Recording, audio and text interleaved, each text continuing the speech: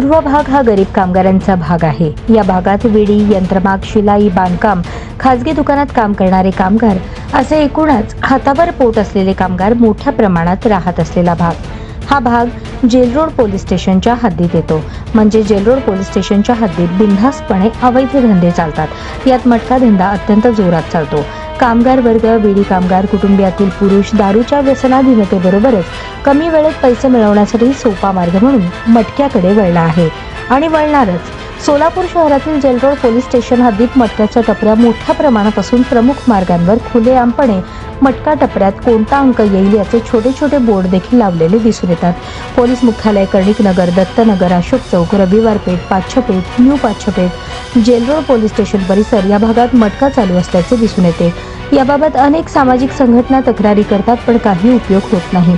काही मटकेवाले तर खुलेआमपणे तक्रारदाराला दमदाटी देखील करतात। जेल रोड पोलीस स्टेशनचे वरिष्ठ पोलीस निरीक्षक व इतर अधिकारी मटका टपऱ्यांकडे बघून दुर्लक्ष करतात। कामगारांना उद्ध्वस्त करणाऱ्या जेल रोड पोलीस स्टेशनच्या हद्दीतील मटका पोलीस आयुक्तांनी त्वरित बंद करावा, अन्यथा महाराष्ट्र कामगार सेनेच्या वतीने तीव्र आंदोलन करण्यात येईल याची नोंद घ्यावी, असा इशारा महाराष्ट्र कामगार सेनेचे प्रदेशाध्यक्ष विष्णू कारंपुरी महाराज यांनी दिला आहे।